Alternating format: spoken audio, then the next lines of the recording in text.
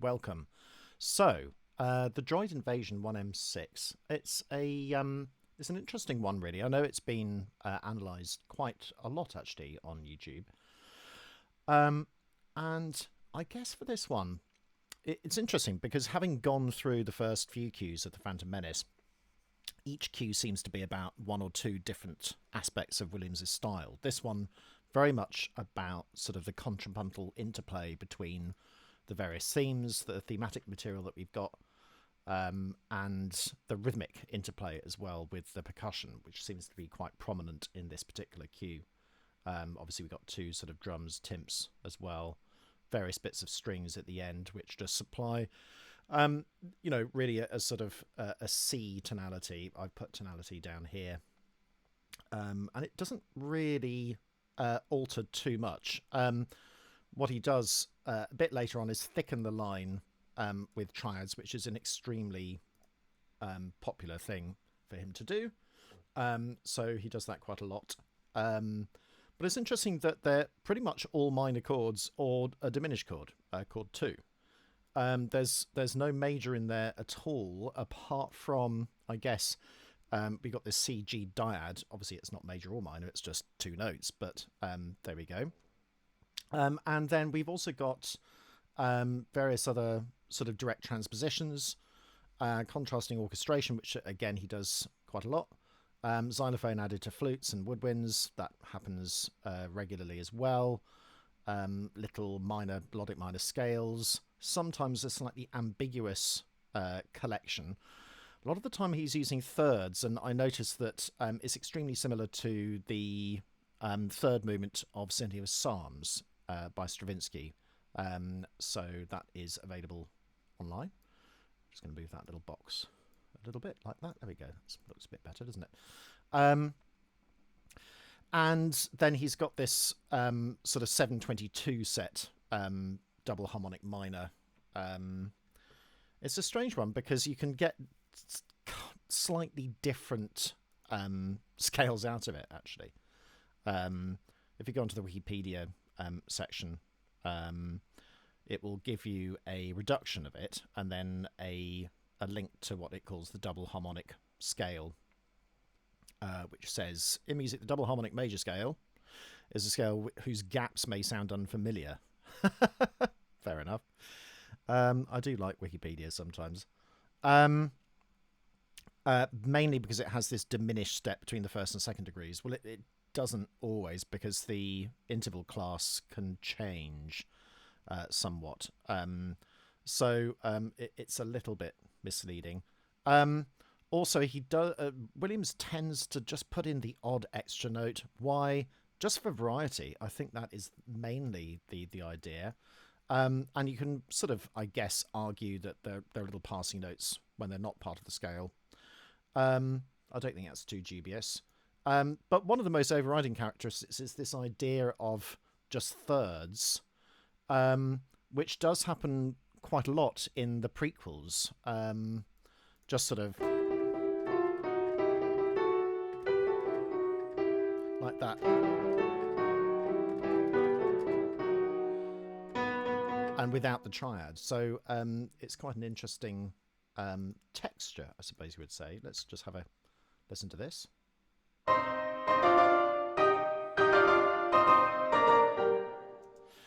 With just one, even actually at the end, there's no D in the wind or the trombones. There's a little cheeky one in the strings, but it's only one instrument that plays it. Interestingly, everything else is sort of very, very thirds related. So anyway, let's just sort of go back a little bit. I love the interplay between the rhythm of this. Obviously, it's going to be a sort of... I'm not going to play it because we've all heard it, but it's just... I just quite like it, basically. This interplay is very effective.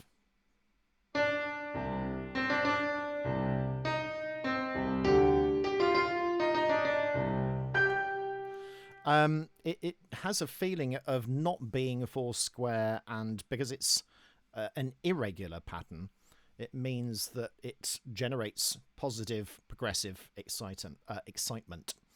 We've also got this in the timpani, which is almost like an additive rhythm. They're separate cells, digga or digga.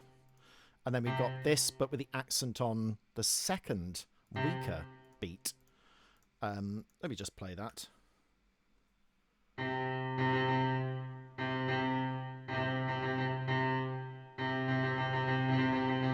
So it's made up of these sort of little cells, I suppose, 1, 2, the quaver, and then I guess that's could you argue that's a diminution of that? Almost, I don't know really, but just a semiquaver. But combined with the tune,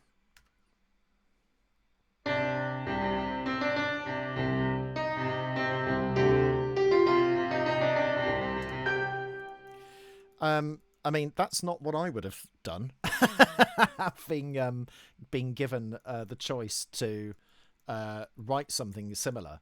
And it's a really good lesson to get into the habit of not doing things on any accented beats at all. Actually, he's got one downbeat there, which happens with the horns, but everything else, that's in the second beat of the bar, it's on the fourth, the second quaver of the fourth beat or the last beat.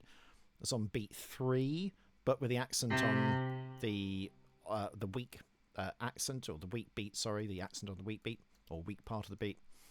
And then again on the third beat, which is weaker than the first beat, that's where the trumpets come in. And it's lovely sort of, I put here, syncopated, disjunct, and a lovely typo motive with recessional stepwise movement in the opposite direction. When I say that, it just means that it's receding. So I tend to think of progressive movement as things going up, and receding movement, things going down. So there we have that. And I also like the fact that it preempts the main droid marts here. The first step is just a major second. And it preempts that a little bit. In fact, even here with the E flat, like that, it slightly preempts. So here we're sort of climbing up to a G, and then it goes all the way back down as well. Similarly, here it climbs up to a G, and it doesn't quite get to the back down to the C, because it doesn't want to, because otherwise you would end the cue there, and it doesn't. So yes, so we've got little bits of material which is related to the Trade Federation March, which I've just said. We've also got an oblique reference in the accompaniment as well, which is, I guess, a point of imitation. And then we have this descending leap down.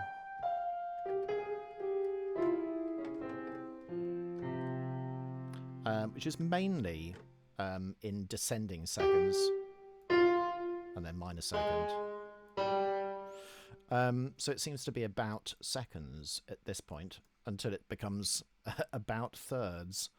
And there's some nice little touches here. So at the end of the trumpet cue, we've also got an elision where the start of this shortened cell in the horns comes in on the last quaver of the trumpets. That sort of dovetailing or elision effect is, again, very common orchestrationally, but in this case, it's not just orchestration, it's also a separate idea, which is related to each other. They're imitating it, but not absolutely exactly.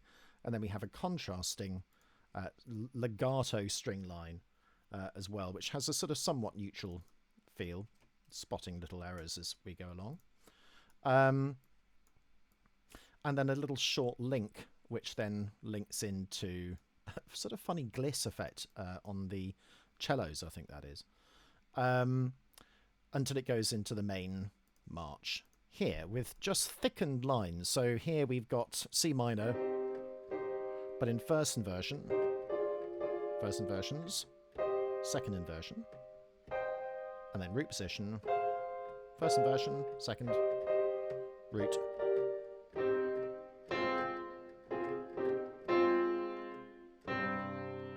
With a nice dyad at the end.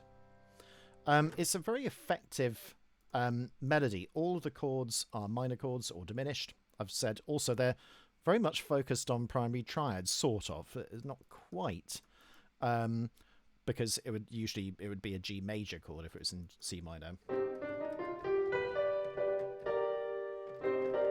But with a minor dominant, we get that effect, which is, again, sort of interesting. It follows pretty much...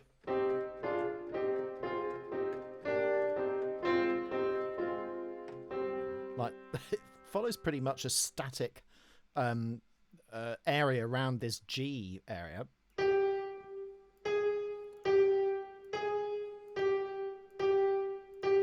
We can follow it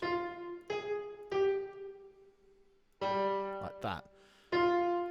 So there's a feeling of stasis. It's an interesting one because almost you get the feeling that I'm not sure what I'm trying to say, but there's a static quality to it, which means that the tune doesn't really go anywhere other than up and down. It's not the same as sort of Princess Leia, which sort of really, really sort of travels away, and you get a sense of harmonic modulation, pretty much.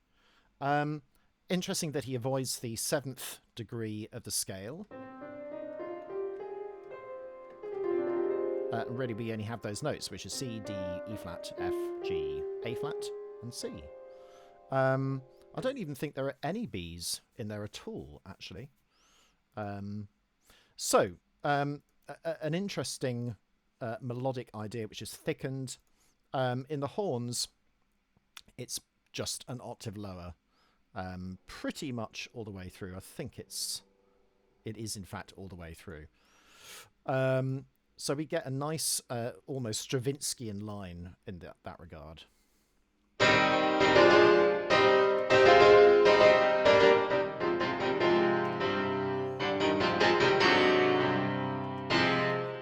And there's a really nice cheeky French sixth, but only in the lower part, interestingly. I wonder why. I think maybe the D too close to the F sharp is going to obscure the melodic change, and so he's just put the D down there in the trombones, or sort of horns rather. Trombones are here. But notice also how the trombones tend to be a lot more open. Of course, we've got this triadic bit here, but on the important cadence points, it's quite open, which is a nice feature there. Then we have this contrasted section with the wind. It's great also with the bass line. If I just produce that, let's just listen to both of those.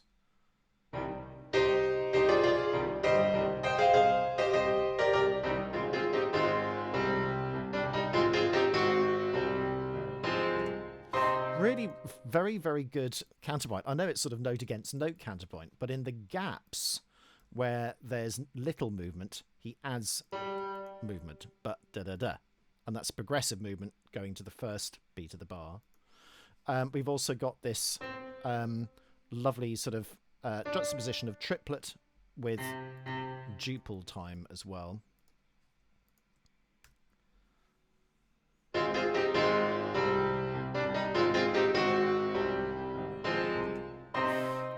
And then also when he could have he could have put that in this rhythm here, but actually chose to put it in the violas rather than the cellos at that point, or basses. We've also got the semiquavers and quaver, because there's space to put them in, caused by this dotted crotchet.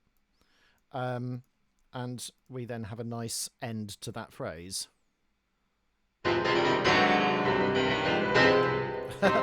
realised that I've put the percussion on, which is a bit strange. So we had a lovely B natural in there, which we shouldn't have had. Never mind.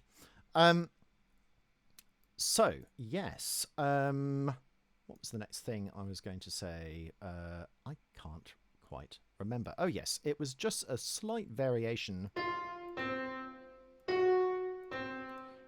which is another trait of Williams, who tends to just change things ever so slightly between one iteration and the next iteration as well.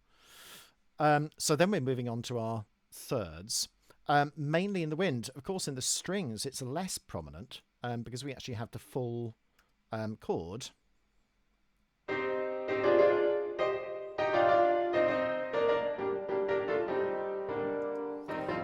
And it's just a complete change from C minor to G minor. We can see that in the bass. And it just sort of cadences in G as well.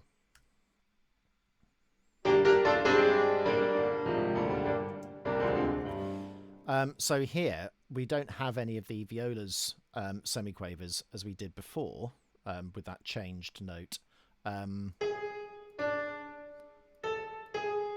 the French sixth there and that sort of augmented fourth or diminished fifth leap down as well.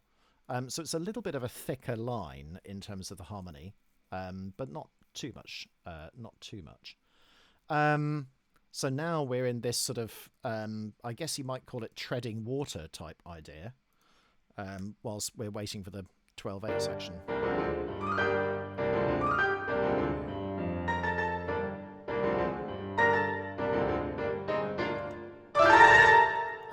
And we've got slightly discordant lines here where we've got G minor to D half diminished chord with the bass line, which is, I guess this is taken from the very, very beginning. So it pervades that even at this point. And then the woodwind go completely crazy after this into the 12/8 section. I'll just turn it down a little bit because it's just going to be phenomenally loud. I'll play the timpani as well.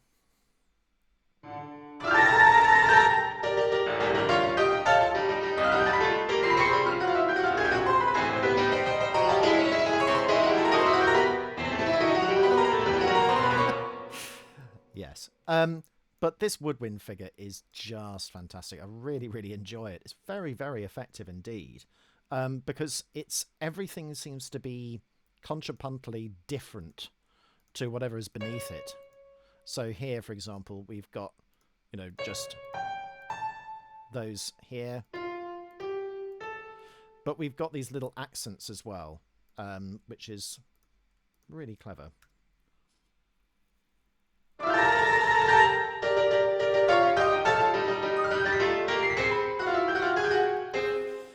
And lots of sort of little chromatic or almost chromatic lines. It's difficult to know why he's chosen these particular notes, but I think it's because the majority of them are still part of the chord. And it just contrasts somewhat with them.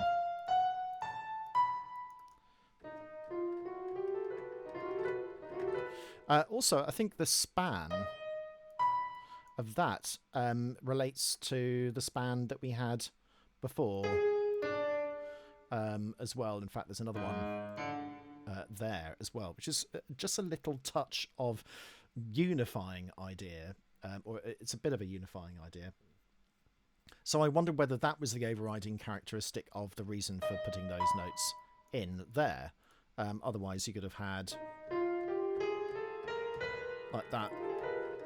But perhaps that would destroy the melodic minor nature of the harmony at that point. Who knows? We've then got these descending leaps, which are in sequence as well. just up a minor second or a semitone. We've got some nice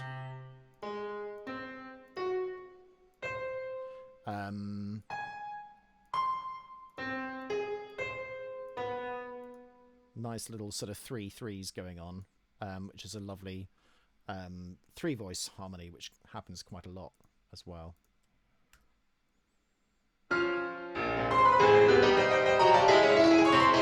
It's just so fleeting.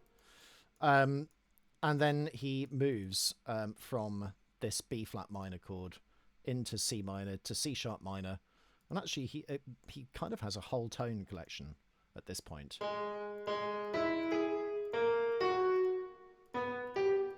Like that, just going up a tone. We could sort of continue it, which he doesn't bother doing. And then he's got this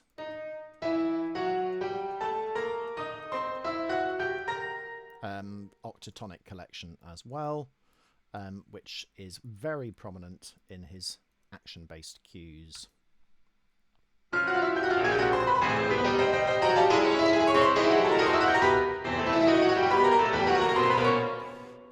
Yeah, it would be better to put that in treble clef, really, wouldn't it? It's nice doing this. Sometimes you notice things that you perhaps should have put in before. I don't know why that disappeared before, but there we go. Slightly irritating, but never mind. So we've got this little whole tone collections. There's very few bits of, 417, 419, 520, 522, all of those pitch class set material, because it's a lot more tonal than the other ones, despite the fact that it's quite action based. We've got a little bit of octatonicism, but not very much. Not as much as, let's say, for example, Jurassic Park or Jaws. And then we've got this lovely sort of harmonic minor. So if I play those notes, so I'll ignore the A.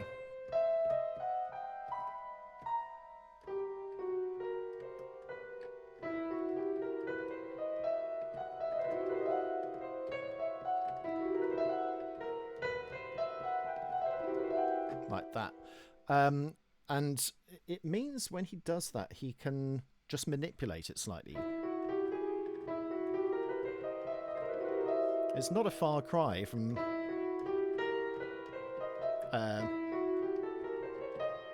that sort of octatonic idea to that double harmonic minor. And sometimes they're almost interchangeable, and he mixes the two together as well.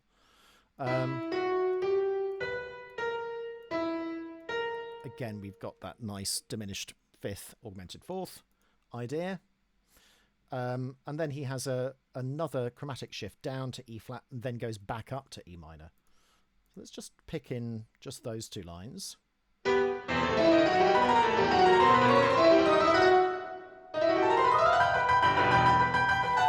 So it's all. I didn't play this bit because it's almost a way of juxtaposing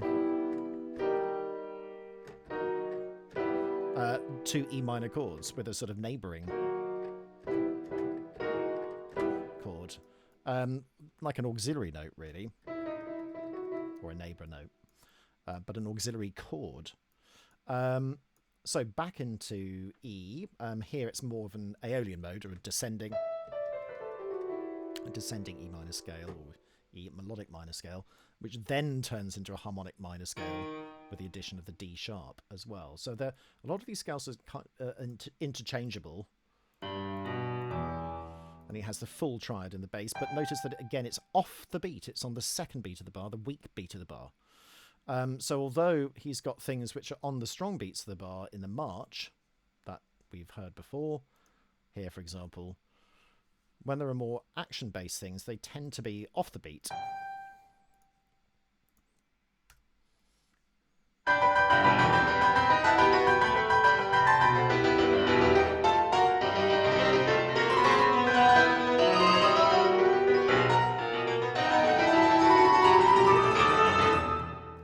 Ridiculous. And then we've got other bits of material which are just copied, really, from earlier, from bar 24. I mean, trying to sort of do that in 12/8, I mean, I feel for the players because it's really, really difficult to get in time. So I don't know how many takes they did. They probably only needed one, but it's impressive playing, I have to say. Um, we've also got these thirds, again, another time in the trumpets and the brass, again in the horns. So a nice little arpeggiation in the woodwind. And then from bar 24. And then just little trills of semitones. But on the offbeat, going to another double harmonic minor. So really interesting. So at this bit, sort of E minor, suddenly C minor. Whoops, I don't want to do that.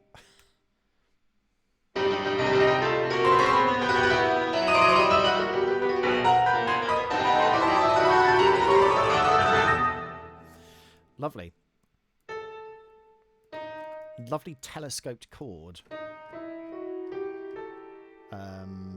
With that tritone, which has been a feature all the way through. It's very, very busy, that woodwind cue, isn't it? Extraordinary. Just the interplay between the two lines.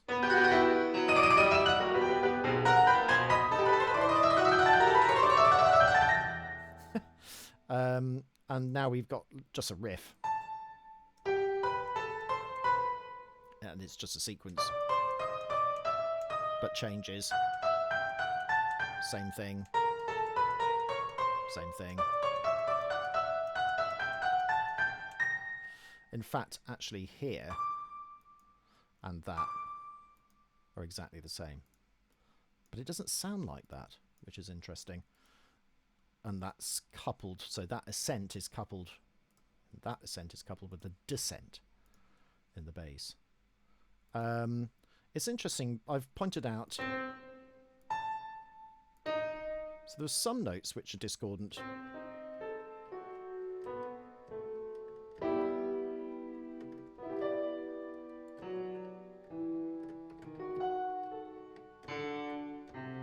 I'm just going down.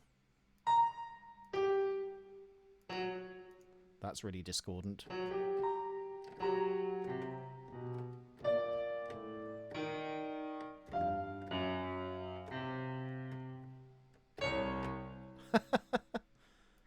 I think it's a B flat. Yet another diminished fifth. Who would have known? But it's these little tricks of unity that make John Williams such an extraordinary composer. And just the rhythm is phenomenal, really.